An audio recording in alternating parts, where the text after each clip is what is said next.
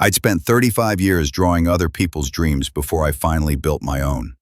The house stood at the end of a quiet cul-de-sac, framed by oak trees and evening light that spilled gold across the front porch.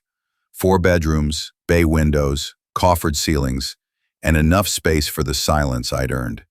It wasn't a mansion, but it was mine. Every line, every joint, every beam drawn and approved by my own hand. For the first time in my adult life, I didn't have to compromise. I moved in 3 weeks after retiring. The day the realtor handed me the keys, I remember the strange weight of them, heavier than they should have been, like they carried not just the locks to doors, but to everything I'd worked for. My daughter, Wilma, cried when she saw it. She'd grown up watching me spend more time at drafting tables than at the dinner table, and now she saw the reward for all those missed weekends and late nights. "Dad, it's beautiful," she said through the phone, her voice warm. "We should come by for dinner tomorrow, celebrate properly." If I should have known that "we" meant her and Cornelius. Cornelius had always been polite, too polite, in that way that people use as armor. He was the kind of man who smiled with his teeth but never his eyes. A real estate agent, always talking about leverage, value, and market cycles. When he first started dating Wilma, I told myself not to judge. People evolve. Maybe he'd just been trained to see everything in terms of square footage and equity. But over the years, I learned that with Cornelius, everything was about property, including people. I spent the next day preparing dinner. I wanted it to be perfect for Wilma. Roast chicken, mashed potatoes with truffle oil, and rosado, a Spanish rosé she loved. The house still smelled like fresh paint and pine cleaner, the scent of new beginnings. I set the table for 3, checked my reflection in the hallway mirror, and reminded myself, it's just dinner. When their car pulled up, I felt something settle heavy in my stomach. Wilma stepped out first, smiling as always.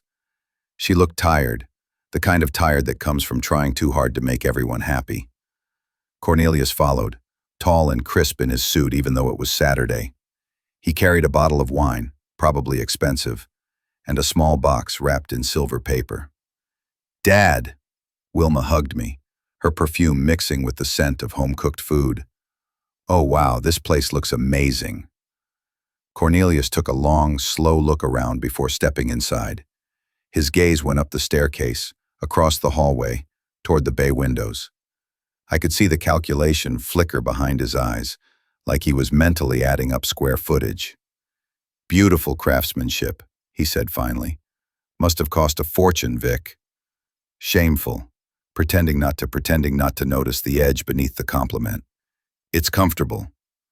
"How many bedrooms?" he asked, walking further into the living room without waiting for me to answer. 4. He raised his eyebrows, a faint whistle escaping his lips. 4 bedrooms for one person? That's generous. "I worked 35 years for this," I said. "I earned it." Of course," he said, waving his hand, but his gaze lingered on the staircase again. "It's just a lot of space. You know what they say about empty rooms." Wilma touched his arm quickly, that same nervous reflex I'd seen a dozen times before. "Cornelius," she said softly, "Dad just moved in. Let him enjoy it." He smiled at her, then turned that same smile back to me, the kind that didn't reach his eyes. "Of course, I'm just admiring. You've got great taste." We sat down to eat. I tried to focus on the small talk, Wilma's new campaign at the marketing firm, Cornelius's latest real estate deal, my half-finished workshop in the basement. But the air between us carried something unspoken, like static waiting for the right spark. Cornelius lifted his wine glass and leaned back, scanning the coffered ceiling. "This place really is something. You must have gotten a great deal. What's the total square footage?" 3,200, I said. Nodded slowly. "That's impressive. My parents would love a place like this." That was the first tremor. Small, almost invisible, but enough to make my hand tighten around my fork. "Your parents?" "Yeah," he said casually. "They've been having some financial difficulties lately. Rent's ridiculous these days, you know. It's not like they're broke or anything, but they could use a little help. It's tough out there." I nodded politely. "I'm sorry to hear that." He cut another piece of chicken, his tone still light, conversational. Upstairs would be perfect for them. 2 bedrooms, right? They'd have their own bathroom. You wouldn't even know they were there. The knife in my hand scraped against the porcelain. I forced a smile that felt stiff on my face. The upper floors for my drafting studio and guest room. Guests, he repeated, smiling. How often do you have guests, Vic? Wilma shifted in her chair. Dad has friends from the firm who visit. Do they? Cornelius asked, turning his eyes back to me, eyebrows raised in mock curiosity. I met his gaze. 35 years of meetings with developers and city planners had taught me how to hold a stare. I value my privacy, Cornelius, I said evenly. I bought this house for peace, to have space that's mine. Leaned back, pretending to be magnanimous. Of course, of course. Just saying, it's a big house for one person. Seems lonely. I prefer it, I said, my voice low. The words dropped between us like stones. Wilma's nervous laugh filled the silence. Cornelius just loves architecture. He's admiring your work, that's all. But I'd spent too many years reading floor plans not to recognize when someone was surveying the structure. Cornelius wasn't admiring the house, he was measuring it. Dinner ended in fragments of small talk and empty politeness. When Cornelius went to use the bathroom, Wilma leaned forward, her eyes pleading. Dad, he didn't mean anything by it. He just talks like that sometimes. Don't take it personally. I wanted to believe her. I really did. But I'd spent my life spotting cracks before walls collapsed. What Cornelius had said wasn't idle talk. It was a test, a soft push to see how much the foundation could bear before it broke. When he came back, we went through the motions of departure. Dishes cleared, coats retrieved, goodbyes exchanged. At the door, Wilma kissed my cheek. Love the house, Dad, really. Malicious shook my hand. His grip was firm, almost possessive. Think about what I said, Vic. Empty rooms, family in need. Just think about it. I didn't answer. I just held the door open and watched them walk down the driveway. Their taillights disappeared into the night, leaving only the hum of crickets and the low creak of the settling house. For a long time, I stood there staring through the bay window. The glass reflected my own face back at me, tired, older than I'd realized, but still sharp. The house around me was solid, but something inside me had shifted. I'd felt this before, on construction sites, when you notice the faintest sag in a beam. Not enough to collapse, but enough to tell you pressure's coming. That in Alyssa, the house felt too quiet. Every creak of the floorboards sounded like a whisper. I sat in my armchair, staring at the staircase Cornelius had admired, and imagined the sound of unfamiliar footsteps echoing down it. Nationalism. Not thought. Not here. Not in my home. But somewhere deep down, I already knew the truth. People like Cornelius didn't take no as an answer. They just waited for a better angle of attack. When I finally went to bed, I dreamed of blueprints, of perfect lines shifting under pressure, of beams bowing, of walls that wouldn't hold.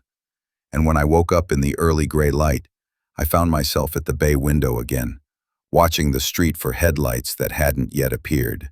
I didn't know it then, but that dinner was the first crack in the structure of everything I'd built. And Cornelius? He was already drawing up his plans. Morning came like a weight instead of a light. The sun pushed its way through the blinds, catching the dust motes that floated above the drafting table. Normally that sight calmed me, the quiet geometry of sunlight. But today it just reminded me of last night's conversation, every word echoing in my head like a hammer on steel. Cornelius's voice still clung to the air. Empty rooms, family in need. I'd built hundreds of homes in my career, and I knew what a weak foundation looked like. It always started with hairline cracks, small shifts, little pressures that most people ignored until the walls groaned. Last night had been that first crack. And walked the house as if it were one of my projects. I checked corners, opened closet doors, tested the lock on the side entrance. I told myself it was just routine, but the truth was simpler. I needed to feel in control of this place. Every square foot was supposed to be peace, not potential occupation. By mid-morning, I decided to distract myself. I went to the garage, unpacked my drafting tools, and laid out a set of blueprints I'd been tinkering with before retirement. A small mountain cabin, something I'd once dreamed of building for weekend retreats. The lines were clean, efficient, balanced, no weak points, the opposite of the conversation I'd had with my son-in-law. I was tracing a beamline when my phone buzzed. Wilma. I stared at the screen for a full minute before answering. "Huku, Dad," she said, her tone light but hesitant. "Did we wake you last night with all that talk? Cornelius said maybe he came on too strong." "I didn't lose sleep," I lied. She hesitated. "He just worries about his parents. You know how they are, old school, proud. They'd never ask anyone directly for help." "Then he shouldn't ask on their behalf," I said, sharper than I intended. "Dad." I soften. "Wilma." He softened. "Wilma, I didn't there." Then start with how they took a tent. "Dad." She said Wilma anyways. "Dad." "Wilma, you know I love you. But this house isn't a boarding house. I bought it for a reason." "I know. I just wanted you to hear his side." Over dinner. Silence. Then quietly. "You're not mad, are you?" "Not at you." That was true enough. She sighed with relief, and after a few more pleasantries, she hung up. I set the phone down and stared at it. I wasn't angry at her, but I was beginning to realize that Cornelius was using her as his mouthpiece, letting her test the ground for him. Classic negotiation strategy. Send a softer messenger before moving the heavy equipment in. I decided to call an old friend, Harold, a lawyer I'd worked with during my commercial projects. He drafted my retirement papers and the deed on this house. "Harold," I said, "hypothetically, what happens if someone moves into your home without your permission? Family, let's say. You planning on kicking out a relative already?" Trembling, I said, "You know me." His tone turned serious. "If it's your property and you haven't given consent, they're trespassing. If they get mail delivered, it's trickier. You might have to file for eviction." "Why? Something I should know?" "Just making sure my foundation's solid," I said. After the call, I felt calmer. Knowledge to me was rebar. It reinforced the weak spots. I went for a walk around the neighborhood. The air smelled of cut grass and barbecue smoke. From across the cul-de-sac, Mrs. Klein waved. She was watering her begonias, the hose hissing softly. "Settling in okay, Vic?" "Too," I said. "Feels too quiet." "Give it a few weeks," she smiled. "Peace takes time to get used to." Setbacksy. D like glue. When I got back, a silver SUV I didn't recognize was parked in front of my house. For a heartbeat, my stomach tightened. But it wasn't Cornelius's car. It was a delivery van, dropping off a package. Still, that single moment of alarm told me how on edge I'd become. I signed for the parcel, new drafting pens, and watched the van drive away. That night, I poured myself a glass of bourbon and sat by the bay window. The streetlights hummed, throwing amber pools onto the asphalt. I tried to tell myself Cornelius wouldn't push it further, that he'd taken the hint. But the man's ambition was a tide. You could block it for a while, but it always came back stronger. 2 days later, he called. "Vic, hey, how's the architect of the year?" Relinquer, forced cheer in his voice. "What can I do for you, Cornelius?" "I was thinking," he said. "You mentioned wanting some work done in the basement, right? Finishing it out for your drafting studio?" I said I might finish it someday. "Well, I've got a contractor buddy who owes me a favor. Could give you a great deal, half price. Maybe even convert the upstairs for you too. Make it more, functional." There it was again. The upstairs. The prize he couldn't stop circling. "I'm fine with it as it is," I said. "Tell your buddy thanks, but no thanks." "You sure? He's real good with families, you know, shared spaces and all that." "I'm sure." He laughed, light and easy. No problem. Just trying to help out, old man." I dismissed that phrase, old man. It sounded harmless, but from him it carried condescension, as if my age made me a soft target. After we hung up, I sat in silence, feeling that quiet pressure again, the kind that precedes structural failure. Cornelius wasn't done. He was probing, like a builder tapping the walls for hollow spots. Later that week, Wilma texted, "Can we come by Saturday? Mom and Dad, Cornelius's parents, would love to see the new place." My pulse kicked. So that was the next step. Sluggish. "Not a good weekend," I typed. "House repairs. Disarm. Seals." She replied with a thumbs up emoji, but I could almost feel her disappointment through the screen. That night, I made a decision. I wasn't going to wait for the next push. I was going to fortify. I called a locksmith the next morning. "Change every lock," I said, "and add deadbolts to the upstairs doors." Raised an eyebrow. "Bad tenants?" "Just making sure no one moves in uninvited." He grinned. Smart man. When he left, I stood in the foyer and tested each lock myself. Solid. Secure. My house again. Still angered. The human mind can design for earthquakes and floods, but it can't blueprint away betrayal. That evening, Wilma showed up alone. I hadn't expected her. "Dad, can I come in?" "Of course." I stepped aside. She looked around, noticing the new locks. "You changed the hardware." "Just making the place safer." She sat at the kitchen table, folding her hands. "Cornelius said you were upset." "I'm not upset, I'm cautious." She exhaled. "He's not trying to take advantage of you." I didn't answer. "He just thought, maybe having family here would keep you company. You've been alone since Mom." Her voice trailed off. There it was, the open wound. My late wife gone 5 years now.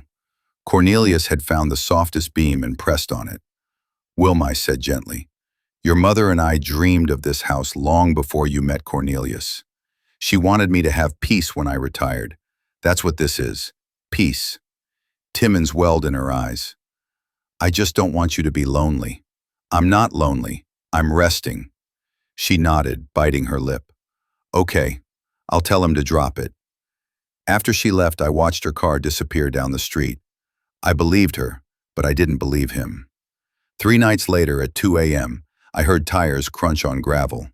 My heart kicked hard. I peered through the blinds. Cornelius's sedan idled at the curb, lights off. He sat there for maybe 2 minutes, then drove away. Testing boundaries again. Measuring the defenses. The next morning, I began writing a letter, partly to Wilma, partly to myself. "If you ever wonder why I protect this house," I wrote, "it's because I spent a lifetime building spaces that belong to others. This one is mine. Every nail, every board, and no one, not even family, gets to redraw the plan." Days passed quietly after that, but the quiet felt loaded, like air before a storm. I started noticing small signs. A voicemail from an unknown number asking if the upstairs rental was still available. A misdelivered envelope addressed to Cornelius Harding, care of my address. Coincidence? Maybe, but I'd learned to trust patterns. I called again.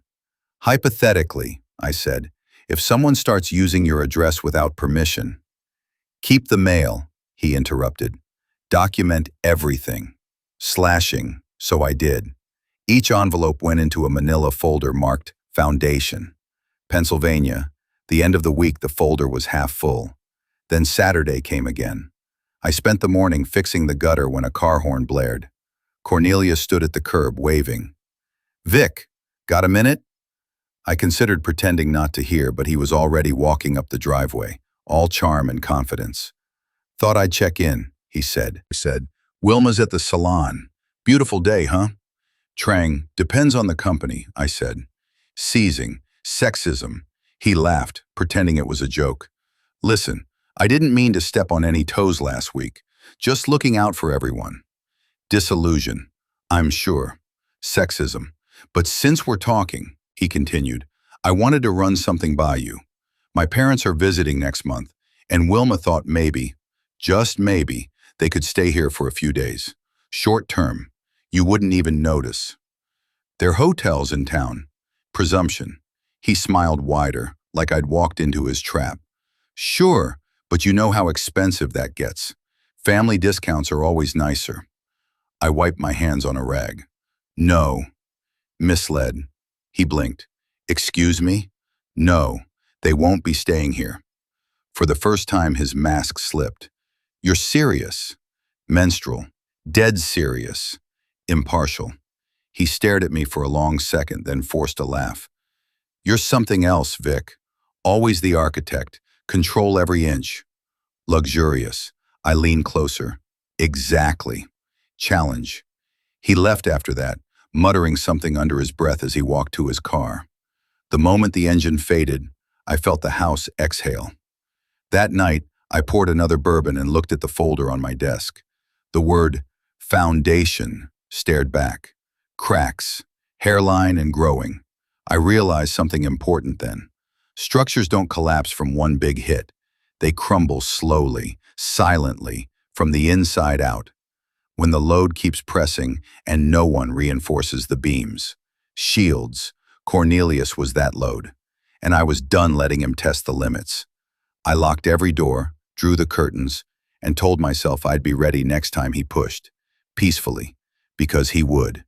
And when he did, I wouldn't just hold the line. I'd make sure he understood what happens when you challenge an architect on his own blueprint. The house taught me how to listen again. Not to people, to sound. The whisper of wood expanding in the dark, the low moan of the water heater, the soft tick of the baseboard clock. After a lifetime of cities, machines, and clients who never stopped talking, the quiet here had a rhythm, a kind of music. But since Cornelius's late-night visit, that rhythm had changed. Every creak sounded like an intruder's footstep. Every hum felt like breathing that wasn't mine. Shields. I tried to ignore it. I kept my routines the same. Morning coffee, afternoon walks, evenings sketching at the drafting table. But beneath every line I drew, I could feel an invisible tremor. The structure of my life was shifting under pressure again.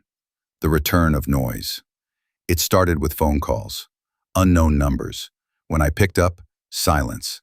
The line would click once, then end. I blocked them, but they kept coming. Each ring echoed through the empty rooms, bouncing off the high ceiling until it sounded like a dozen voices whispering together. Imprisonment. And came the mail. A brochure for a retirement home moving service. A postcard advertising affordable multifamily renovations. Both addressed to me, and both clearly ordered by someone else. Cornelius's handwriting had always been a salesman's scrawl. Confident, careless, half-finished. The postcard carried the same style where someone had filled out my address. I held it up to the window light, tracing the ink. He was still testing the walls. Crimson. Off. I poured myself a drink and carried it upstairs to the drafting room. The place looked out over the cul-de-sac. From the bay window, I could see every driveway, every porch light. I had designed the room to catch the afternoon sun, but now, at midnight, it became a watchtower. Aggression. Misuse. The bourbon warmed my chest, but the tension sat cold beneath it. My mind began building scenarios the way it built floor plans. Methodical, measured, layer by layer. What if Cornelius came back unannounced? What if Wilma arrived with him, pretending it was a surprise visit? What if, one day, a moving truck appeared before I even opened the blinds? Each what if became a beam in an invisible framework, and by the time I finished the glass, I had drawn up my first real defensive design. Reinforcement. The next morning I called a security company. "I need cameras installed," I said. "Smith, exterior only or interior as well?" the technician asked. "Both." When he arrived, I walked him through the property like a general planning fortifications. 2 cameras on the front porch, one over the garage, one watching the backyard gate. Inside, a discreet lens above the stair landing, and another in the hall that led to the upstairs rooms. Undermined. "Bit much for this neighborhood," the technician remarked as he drilled. "Flames of mind," I said. "It's worth more than square footage." By dusk, the monitors were live. Each small screen showed a slice of my kingdom. The porch, the drive, the stairwell. I felt ridiculous and safer. At 9 that night, the phone buzzed again. "Wilma, do you there?" "Always," I said. She hesitated. "Cornelius says you're being paranoid." "That word gets used a lot by people who are trying to cross lines," I answered. Crimson. she said softly. Just don't make this a war. I didn't start one. She was quiet for a moment. He wants to come by and apologize. When? Tomorrow night. Dinner again. Just talk. I agreed. Rather, a direct confrontation would settle things. The second dinner. Cornelius arrived with flowers this time. Cheap supermarket ones, but bright enough to look like effort. Wilma carried a casserole dish. Peace offering, he said, smiling too wide. Thought I'd make it up to you. Come in, I said. The smell of cheese and herbs filled the kitchen while we sat down. The first few minutes were ordinary. Weather, Wilma's job, local news. But I could feel him winding up, storing energy the way a structure holds tension before it cracks. Arbitrarily, he leaned forward. Look, Vic, I'm sorry about before. I came across wrong. You know me. I shoot from the hip. That you do, I said. I grew up in a big family. Empty rooms make me uncomfortable. They look like wasted potential, you know. Potential for what? For connection, he said quickly. You've got all this space and no one to share it with. It just feels sad. Sad for who? He blinked. For you, obviously. I smiled without warmth. Don't mistake solitude for sadness. Architects spend their lives learning that empty space has value. He laughed, rubbing the back of his neck. You always have a quote, huh? Wilma reached across the table and touched his wrist. Cornelius, maybe we should just... His hand away gently but firmly. I'm just talking. Then to me, but seriously, if your upstairs ever opens up, my folks would be grateful. Just for a few months. They'd help with groceries, maybe chip in for utilities. Everyone wins. The room seemed to tilt. I felt my pulse in my fingertips. I said no, I told him. He said, it's family. I already have family, I said. And right now, they're sitting at my table trying to change my life for me. The silence after that was heavy enough to bear weight. Wilma's eyes shimmered, torn between us. Cornelius stood, pretending to stretch. All right, I tried. Can't blame a guy for helping his parents. No, I said quietly. You can only blame him for not taking a hint. He gave a thin smile. You're a tough nut, Vic, but we'll figure something out. The way he said we made my skin crawl. After they left, I locked the door and watched from the window until their taillights vanished. Then I checked every camera feed. All clear. Still, I barely slept. 2 a.m. Exactly 2 a.m. Motion alerts pinged my phone. Front porch camera. Movement detected. I froze. The monitor showed a shadow crossing the driveway. A man with a flashlight trying the mailbox, then walking to the front door. Cornelius. He looked around once, then bent toward the keyhole. I hit the porch light. The bulb flared, flooding him in white. He jerked upright like a thief caught mid-act. Even through the camera's grain, I saw panic flicker across his face. Then he hurried to his car and sped off. My heart hammered, but beneath the adrenaline came a strange calm. Proof. Finally, proof. Shuffled the footage and backed it up twice. Then I sat in the darkness, listening to the quiet heartbeat of the house, steady again now that it knew I was watching. Calculations. The next morning, I opened a new sketchbook and titled the first page, Contingency Plan. I began drawing my house from memory, not for design, but for defense. I marked entry points, sight lines, blind spots. Every corner became a variable. In the margins, I wrote, sluggish motion lights on side yard. Imble, contact attorney, document trespass footage. Expelled property line laws. Prepare verbal notice for Wilma. Do not share address. Plan looked like an architectural drawing of paranoia, but I'd learned long ago that structures survive because someone over-engineers them. That evening, I delivered a copy of the footage to Harold. He whistled when he saw it. Flooring. You want me to file a restraining notice? He asked. Trembling, I said. Let's give him rope. He nodded slowly. You always were patient with load testing. On the drive home, I passed Cornelius's car coming the opposite way. He didn't see me. Or maybe he did and pretended not to. When I got back, I stood in the foyer a long time listening. The house was quiet again. Solid. Shields. sentenced, but inside me something else was building. A design more complex than any blueprint I'd ever drawn. Not revenge, not yet, just preparation. Because Cornelius would return. Men like him always do. They believe persistence is power. They forget that persistence is also pressure, and every structure has a stress limit. I would let him press, and when he reached that limit, the failure wouldn't be mine. Miss. Midnight again. That night I didn't sleep in my bed. I sat at the drafting table, lights off, the monitors glowing softly beside me. Outside, the wind moved through the trees, whispering across the roof. For the first time in weeks, I felt composed. I understood the pattern now, the rhythm of his approach, the timing of his provocations. I began to predict them the way I once predicted load shifts in steel. At 12:45, a single car passed. At 1:10, a neighbor's motion light flicked on and off.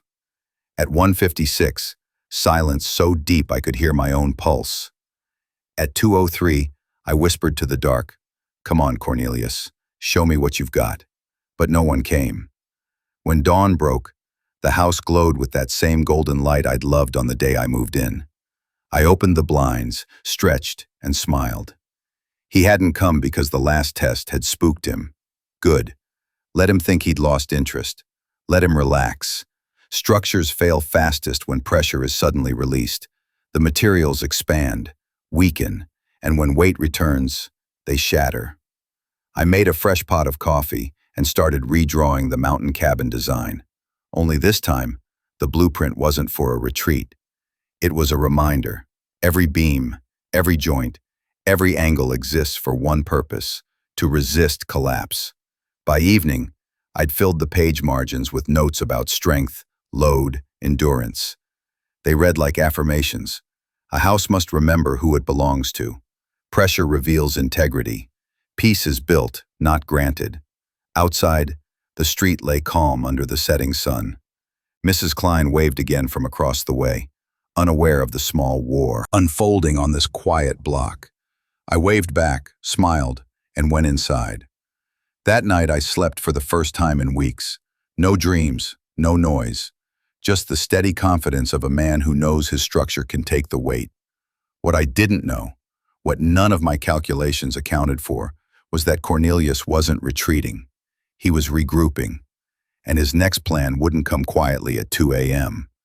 It would arrive in daylight, wearing a smile, carrying paperwork, and calling itself family duty. But for now, the house stood firm, and so did I. The morning light came in pale and brittle, the kind that makes dust float like slow snow. I'd been awake since before dawn, pacing between the kitchen and the bay window with a mug that had long gone cold. Sleep had stayed on the other side of midnight, out of reach. Every creak in the house had sounded like a footstep. Every car that rolled down the street had made my pulse climb. I kept telling myself I was being ridiculous, that Cornelius wouldn't actually show up unannounced. But at 9:47 a.m., the quiet gave up its last defense, the low hum of an engine stopping at the curb. I didn't even need to look to know it was him.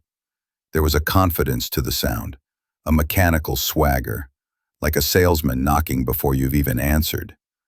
When I finally looked, I saw his sedan glinting in the drive. He stepped out alone, adjusting the cuffs of his blazer, glancing at his reflection in the tinted window as though preparing for a performance. I opened the door before he had the chance to knock. "Vic," he said, his grin already fixed, the kind people paste on when they plan to take something.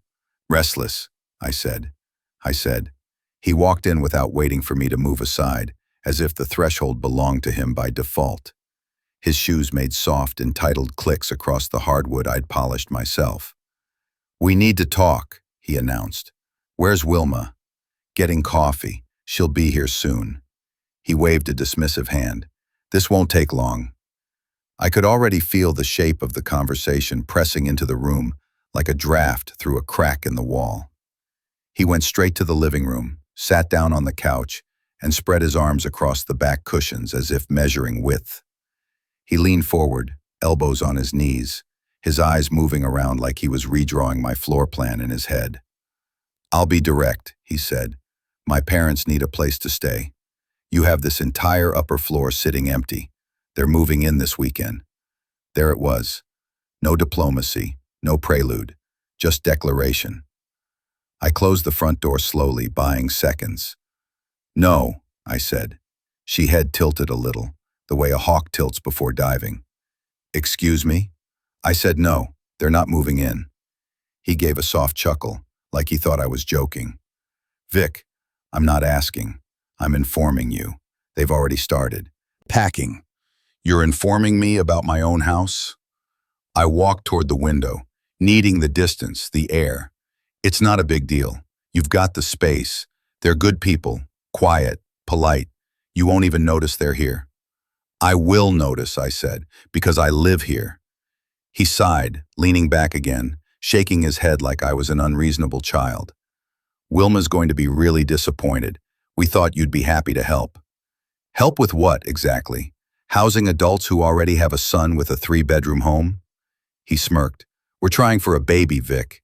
We need our privacy. It's not fair to have my parents there when we're starting a family. I turned, finally looking him full in the face. And you think your solution is to take my privacy? He didn't flinch. Family takes care of family. Then take care of them yourself. Shirts stiffening. You're really going to do this? Leave them out when you've got rooms gathering dust? I took a slow breath. Those rooms aren't empty. They're mine. Every inch of this house represents 35 years of work, late nights, deadlines, and compromises. You don't get to stroll in and rezone my life because it's convenient for you. For the first time, something flickered in his eyes, a flash of irritation that cracked through his charm. Wilma said you'd be difficult, he muttered. Wilma loves you, I said quietly. But she also loves peace. You're taking that from both of us. Launched once, sharp and humorless. You talk like I'm some kind of villain. I'm just asking you to open a couple of doors. No, I said again. You're trying to open ownership. We stood there for a long minute, the silence heavy enough to hear the refrigerator hum. He finally shrugged, brushing imaginary lint from his jacket. Fine, have it your way, but this isn't over. He walked to the door. Before stepping out, he turned, his expression polished back into charm. You know, Vic, it's sad.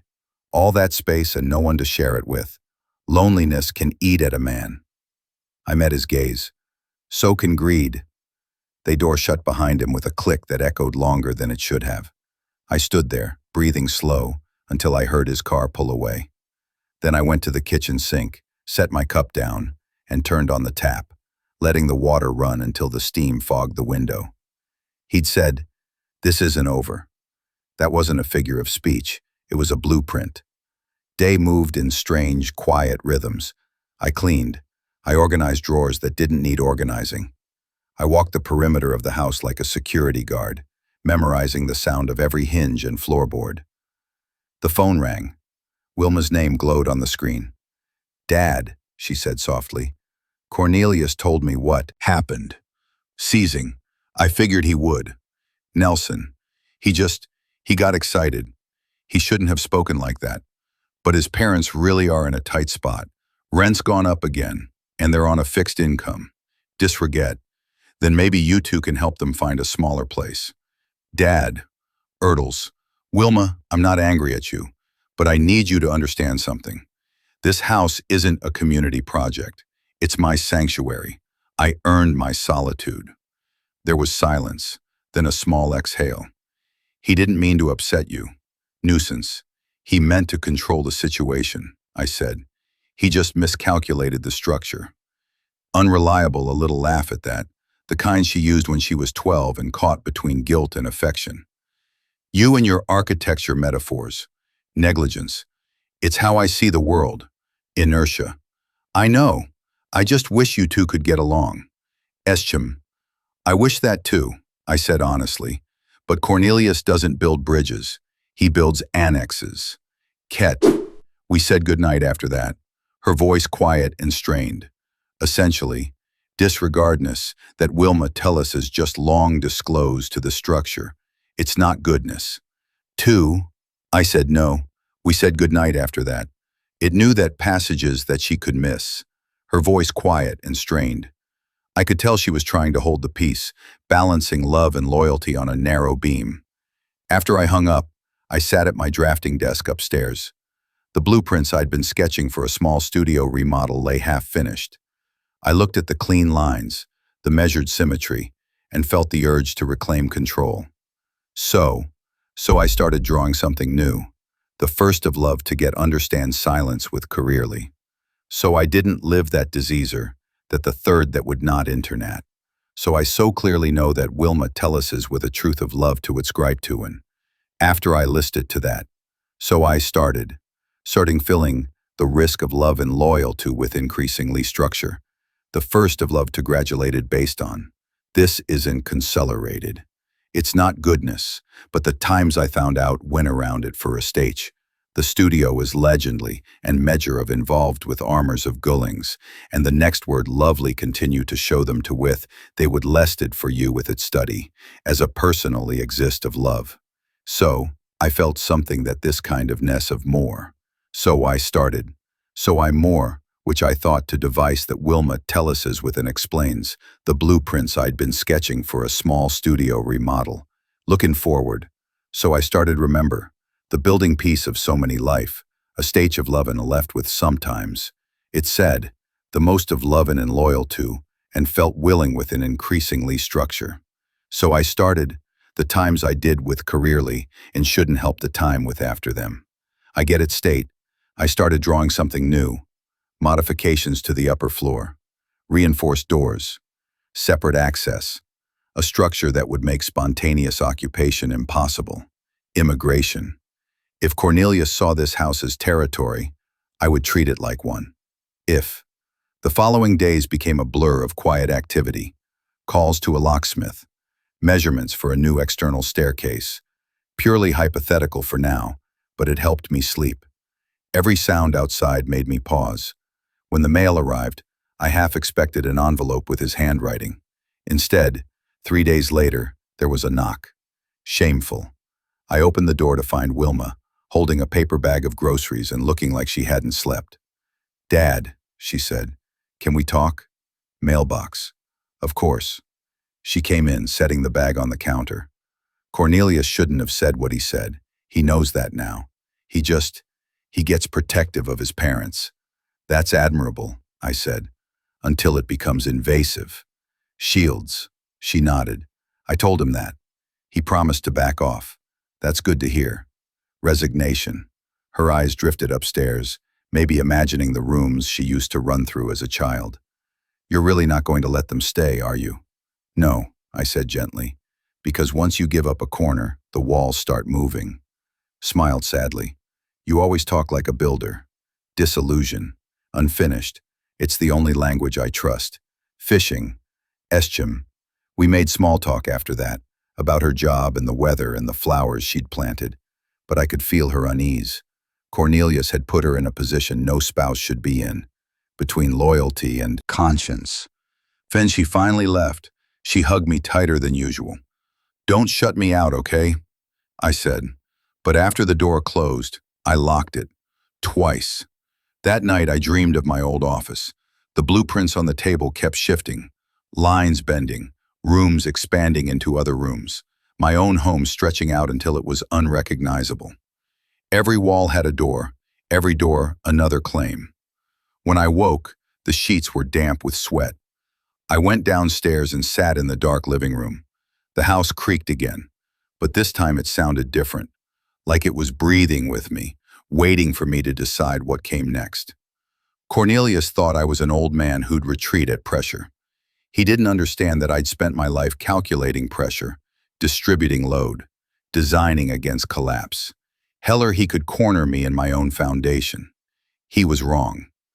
The quiet of the house had returned, but it was deceptive. Even when the rooms appeared still, even when sunlight spilled in across the polished floors, I knew something had shifted.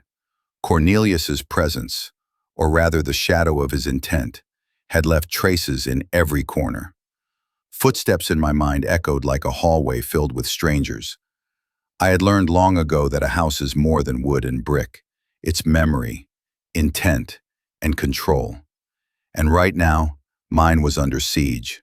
I started the morning as I had almost every day for the past week, coffee in hand, moving through the house in measured steps, testing locks, counting hinges, listening for any sound out of place.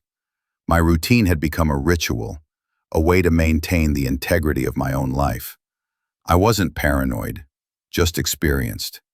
Experience tells you to anticipate pressure, to notice stress points before they break. Timetable as a structure are subtle, a hairline split in the plaster, a whisper of movement in a beam. They don't scream, they hint. Cornelius's influence, even from a distance, had already started to reveal its hairlines. 1. Mapping the intrusion. I spent that morning at the drafting table, sketching diagrams of the drafting, sketching diagrams for the groups of whatever knows. I call themselves more mapping the farmer, which is Farns, and still living the Trusion. In constructure, described and living the last year. Discovered tense will long way to it. If you ensure the structure, I least information to. Let's go to the course. Thanks for Lodge, to remove you. I spent that morning at the drafting table, sketching diagrams at the drafting, sketching diagrams of the drafting. 1. Mapping the intrusion. I spent that morning at the drafting table, sketching diagrams at the drafting, sketching diagrams for the groups of whatever knows. In constructure, I least information to. I spent that morning at the drafting table, sketching diagrams of the Trusion, sketching diagrams of the upper floor and the staircase, noting the entrances, the angles of the windows, the visibility from the street. Every line was a variable, every corner a potential vulnerability. By mid-morning, I had compiled a complete map of my own home. Security cameras, reinforced doors, alarm triggers, and escape routes. The drawing took the form of a tactical blueprint rather than an architectural plan. This house was my territory now, and I would defend it as such. Silenced. Contingencies. If Cornelius arrived unannounced, if Wilma showed up unwittingly, if a package arrived addressed to him or his parents. I had legal remedies mapped out as well. Trespassing laws, restraining options, and documented violations of property rights. Every contingency had a reaction, every scenario a solution. 35 years of structural planning had taught me one thing: preparation beats panic. By the time the sun was high, I had drawn 6 separate floor plans, each with annotations in the margins. Crimson, reinforced door frames Emshin, assembled silent motion seconds. In hallway, stairwell, and upper landing. Backup cameras with time-stamped cloud storage. Legal documents, property rights, trespass laws, eviction notices, all ready to deploy. It was excessive, yes, but there was an elegance in the precision. The lines, numbers, and arrows on paper calmed me. Where Cornelius used charm and coercion, I would use calculation. Marginalized. 2. The unexpected visitor. Just as I finished sketching, the doorbell rang. My first instinct was caution. Cornelius didn't usually announce himself, but it wasn't him this time. It was Harold, my attorney, holding a small briefcase, eyes sharp as ever. "Vic," he said as he stepped in, "we need to talk about your family situation." "Restricting Cornelius again?" I asked, trying to keep my voice neutral.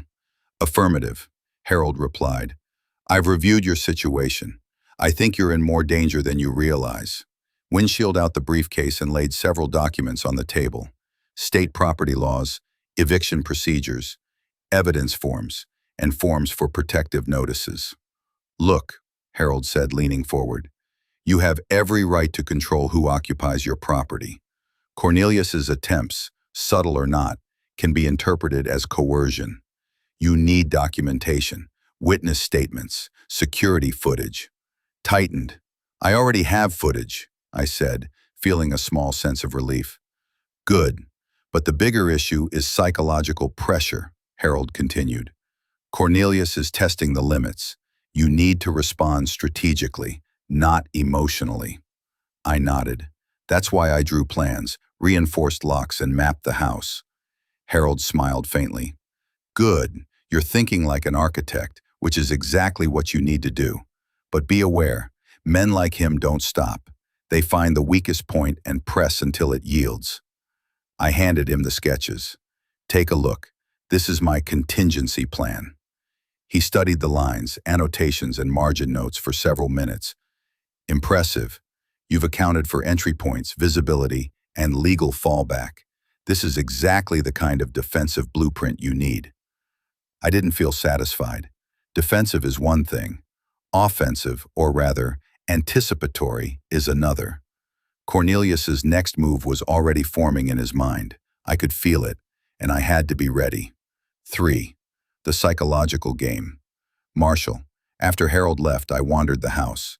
I ran my hand along the polished banister, my eyes following the lines of the ceiling beams I had designed. I tried to imagine the perspective of an intruder, or a manipulator. Cornelius would likely try again in the next week. He would try under the guise of conversation, of family need, of casual charm. Inertia, up small signs of occupancy. A. Radio playing soft jazz in the living room, lights on timers in the hallways, fresh towels laid out in the bathroom. These were subtle barriers, psychological deterrents as much as practical ones. He needed to see life happening in the house, movement, alertness. Empty rooms invite trespass. Occupied rooms repel it. Emanation, I had begun installing motion-activated lights along the driveway in the backyard. Each light was strategically placed to eliminate blind spots, creating a web of visibility that would expose any attempt to approach the house undetected. I tested each sensor, walked each trigger zone, and made minor adjustments to ensure efficiency. Every beam of light was a warning. 4. The afternoon letter. While sorting the mail, I found a letter addressed to me, in Cornelius's handwriting. Vzik, think about the empty rooms. Think about the family who could benefit. Wilma believes in sharing, and so should you. Don't make this harder than it needs to be. I felt the familiar spike in my chest, a mix of anger and calculation. The envelope went straight into a manila folder marked Evidence. Every communication would be cataloged, time-stamped, and stored. This wasn't just a house, it was a case study. I drafted a reply, not to send, but to clarify my own stance. Cornelius, this house is not for your parents. Every inch of this home is mine, earned with decades of labor and dedication.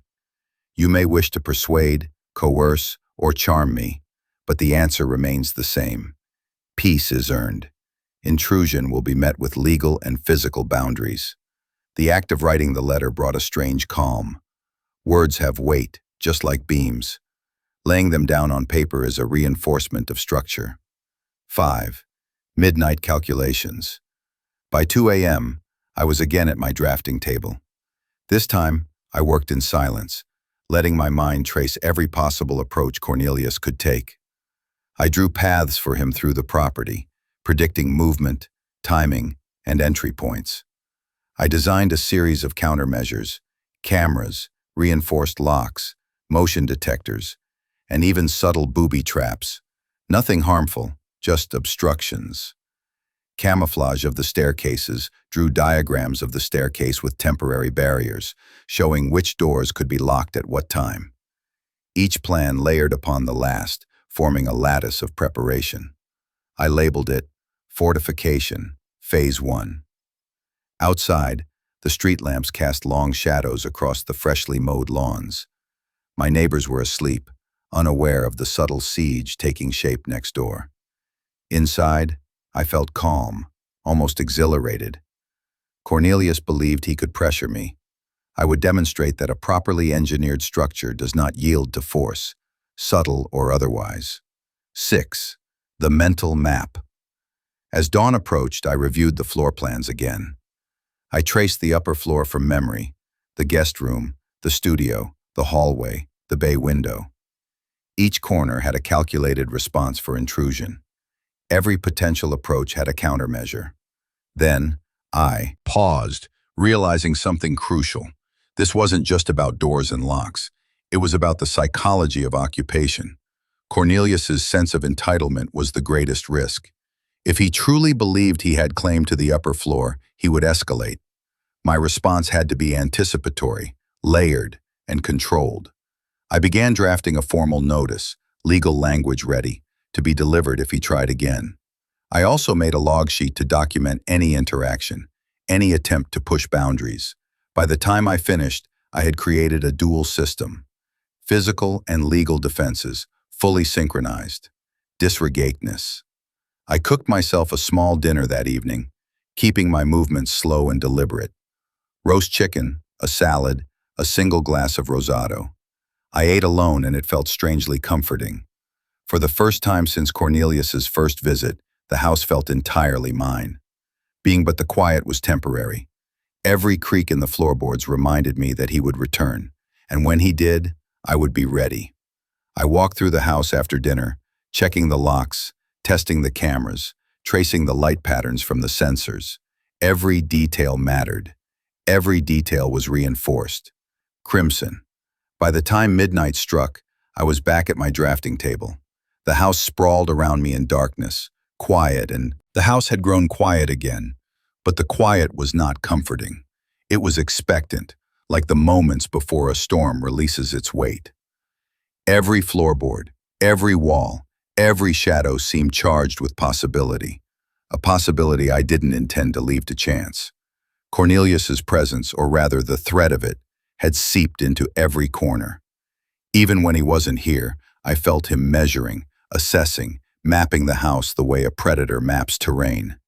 At 5:22 a.m., my eyes opened before the sun had begun to cast its first pale light. I had slept fitfully, dreams of blueprints twisting into mazes of doors and staircases that opened into rooms that weren't there. The smell of espresso grounds called me to the kitchen, where I set a pot to brew and poured the first cup while pacing, tracing lines in the air like invisible architects' rulers. 1. Early reconnaissance. Sexism. Cornelius had not yet returned, and yet I felt him pressing. The first order of business was preparation. I walked the house room by room, meticulously checking locks, hinges, window latches, and alarm sensors. The upper floor was my fortress. Every door now had reinforced locks, every window had a sensor, and each blind was weighted to prevent surreptitious peeking. I made a list as I went. Immigration, reinforced, deadbolt, camera. Stairwell, to upper floor, double lock mechanism. Guest room, motion sensor inside. Studio, alarmed and windowed to overlook the driveway. By the time I finished, the house hummed quietly with the security measures, each beep and light a pulse of reassurance. Cornelius would see these defenses as obstacles. I saw them as extensions of my own will. 2. The psychological edge. After breakfast, I went through the mail. Nothing from him today, but I found a brochure slipped into the stack, an advertisement for a multifamily property investment, addressed to me, with a note written in Cornelius's signature scrawl. Vic, think about how useful this space could be. Don't waste it. I put it straight into my evidence folder. Each communication would be cataloged, time-stamped, and preserved. If this escalated legally, I would be prepared. But I also realized that protection was only half of the battle. The other half was the psychological game. Cornelius thrived on perceived leverage, on the illusion of control. I had to give him none, not an inch. I lit a candle in the living room, its flame flickering across the polished floors. Occupancy, I muttered aloud, is a matter of consent, not pressure. 3. Mapping his moves. By late morning, I had pulled out the drafting table and began another kind of blueprint, a mental map of Cornelius's likely approaches. I sketched the driveway, the street, the neighbors' houses.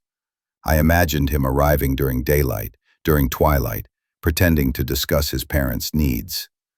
I imagined Wilma driving over, unsuspecting, hoping to persuade.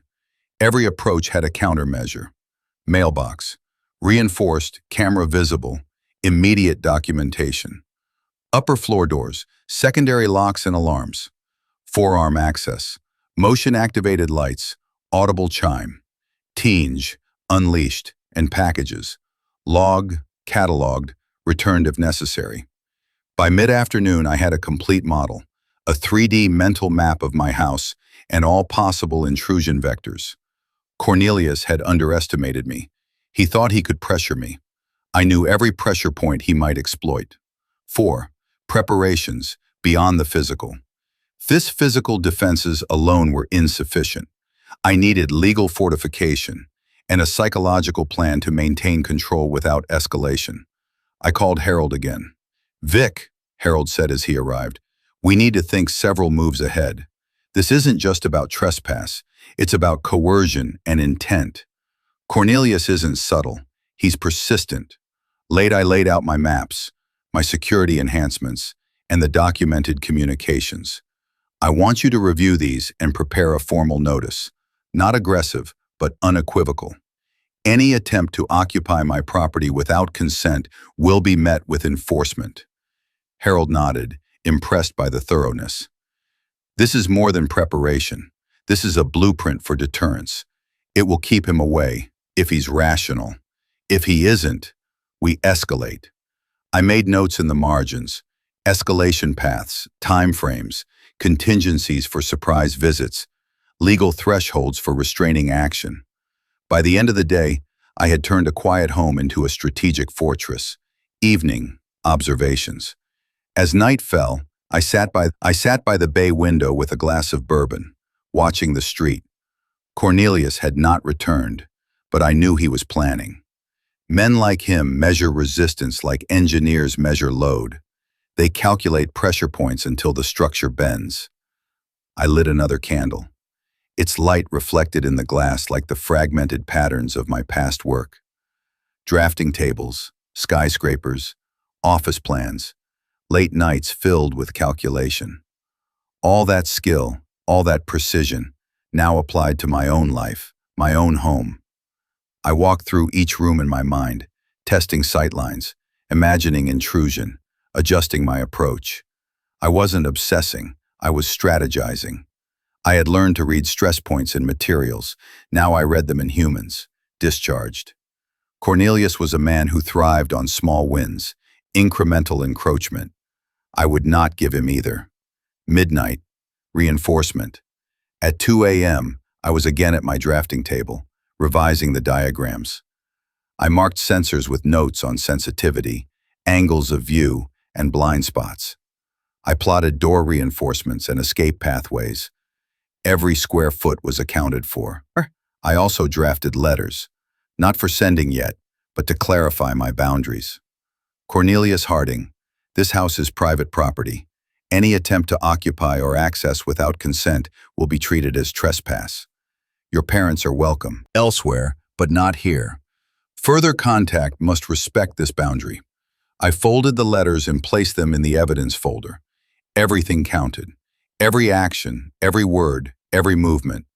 This wasn't just a defense. It was a warning written in architecture and law. Busiest. By 3 a.m., the house hummed with the security systems I had installed. The doors were locked and the windows secured. I sat back and felt the structure around me, not just the wood and plaster, but the reinforced pattern of vigilance and calculation. Simmons, 761, the test. Clumsy had anticipated his moves, but the real test was not when he arrived. It was when he thought he could. Around 10 p.m., a soft knock echoed at the front door. I froze. Cornelius? Wilma? Both? I peered through the peephole. A delivery man with a package. Nothing more. I exhaled, feeling the release like air escaping a chamber under pressure. Still, the tension remained. Every creak in the floor, every passing car, every rustle of leaves felt like a potential threat. I wasn't afraid. I was vigilant. And vigilance, I had learned, is a form of architecture too. 8. The mind of an architect. Sitting at the bay window, sipping bourbon, I reflected. Cornelius thought he could leverage family ties, charm, and subtle coercion to reshape my home to his will. He was wrong. A house, like a life, is reinforced by attention, design, and boundaries. Weak points are punished, strong points hold.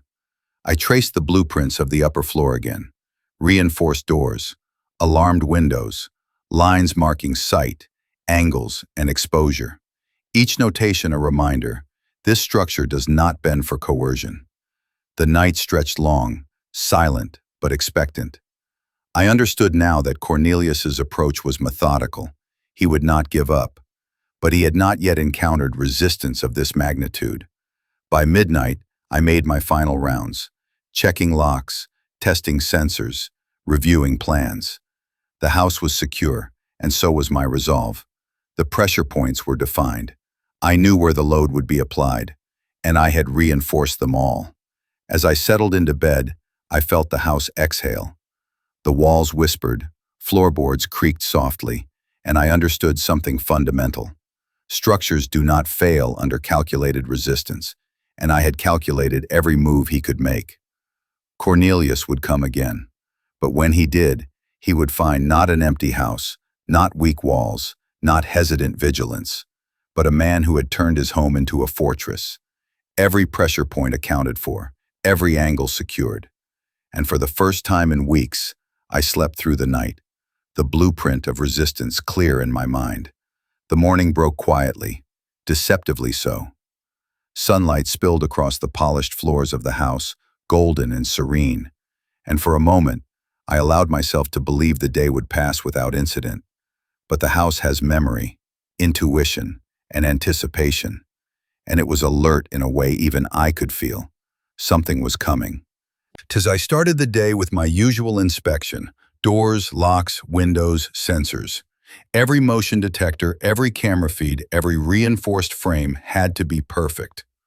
Cornelius would be testing the house today. I could feel it like a weight in the air, subtle but undeniable. The kind of pressure that only builds in the moments before a storm. Tizaya, surveillance. By 6:15 a.m., I was stationed in the bay window with binoculars, observing the street. Each neighbor's house gleamed in the early sun, their lawns meticulously mowed, their routines ordinary. And yet I couldn't relax. Cornelius's car could appear at any moment. His intentions had become predictable, methodical, calculated. I had cataloged them mentally, marked them in my plans, and prepared every defensive measure. Tizaya monitors. Driveway, porch, backyard, stairwell, hallways. Everything was functioning perfectly. Every door was locked, every window secured, every sensor armed.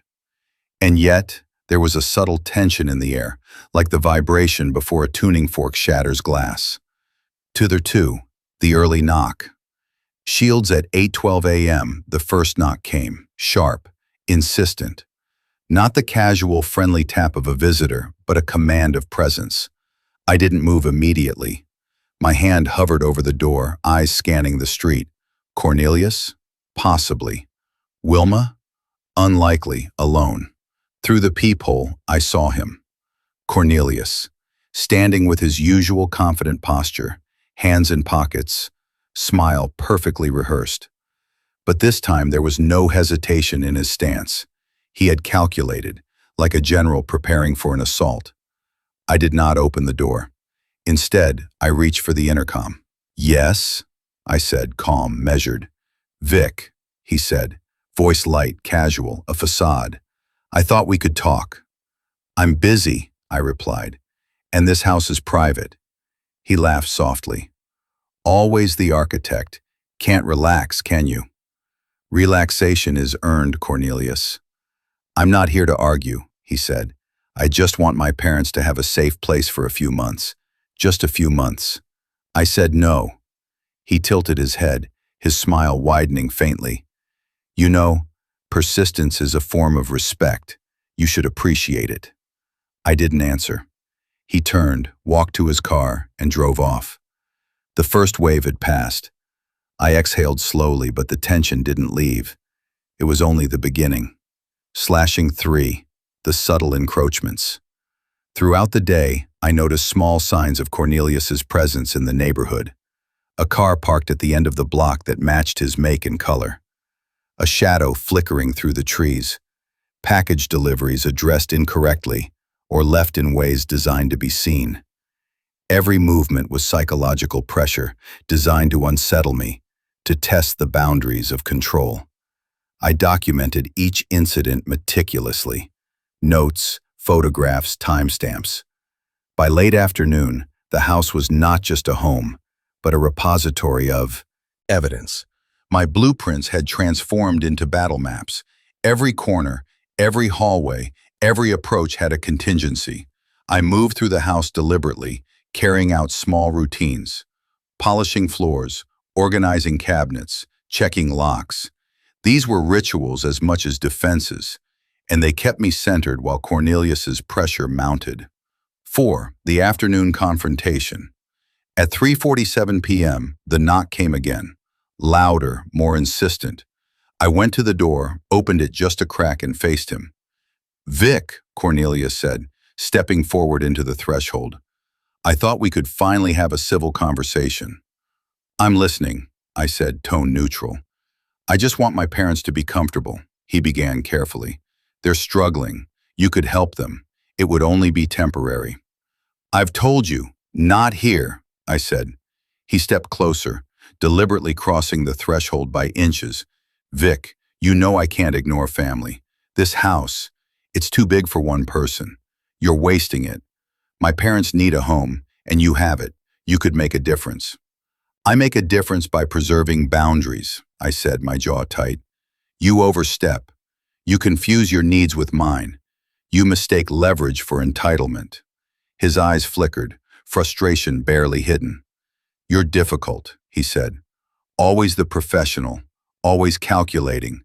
But sometimes life doesn't work in calculations. Sometimes you just give." I shook my head. "No." The silence stretched, heavy, charged with unspoken threats and measured intent. Then he stepped back. "Think about what I said," he murmured, retreating. "Empty rooms, family, compassion." I closed the door, locked it twice, and exhaled slowly. The psychological siege had begun. Reinforcements and traps. By evening, I was back at my drafting table, revising security protocols and installing additional measures. Small modifications, more sensitive motion detectors, timers for lights in previously empty rooms, audible alarms hidden from view. Every potential path Cornelius might take was accounted for, mapped, fortified. I even created subtle deterrents, furniture arrangements that blocked quick access, decoys in rooms to suggest constant activity, a digital schedule posted to my devices indicating occupied areas, even when I moved elsewhere. By 10 p.m., I had laid the groundwork for what I called Fortification Phase 2. Every inch of the house was monitored, controlled, and prepared for intrusion. The night watch. At 11:57 p.m., I sat in the bay window with binoculars, watching the street. The house hummed with the quiet energy of systems and lights, cameras monitoring every approach. Cornelius had not arrived. Yet. But the tension in the air felt almost physical. At 12:03 a.m., I heard a car slow in the driveway. Heart steady, I raised the binoculars. Cornelius's sedan glimmered under the street light. He stepped out, his movement deliberate, almost ritualistic. I turned on the motion-activated lights. They flared across the driveway, illuminating him fully. He froze for a moment, clearly startled but recovering quickly. I activated the external camera feed to record every second. He approached the front door. I did not answer. He tested the handle lightly, then looked around, frustrated. I heard him mutter under his breath. After a moment, he turned, walked to his car, and left, tires crunching the gravel in a final protest. Unresolved, the siege had begun, and I had held firm. 7. Psychological mapping. After his departure, I returned to the drafting table and created a timeline of his actions. Morning approach, neighborhood surveillance, afternoon confrontation, late-night testing. Each moment marked a pattern. Each pattern predicted the next move. Unmistake against. I made notes for Harold. Potential legal escalation, evidence collection, boundary enforcement. Every move by Cornelius became data. Every attempt at intrusion became an opportunity to reinforce my own position. I realized the importance of patience. Men like Cornelius assume pressure will yield results, but pressure also reveals weakness, and I had none. 8. Midnight planning. By 2 a.m., I had mapped every window, every door, every hallway, and plotted multiple contingencies for future intrusions. I had reinforced the stairwell, installed invisible barriers, and laid traps, silent, non-violent, designed only to prevent unauthorized access. I documented everything: sketches, notes, timestamps, photographs. My home had transformed into a strategic command center.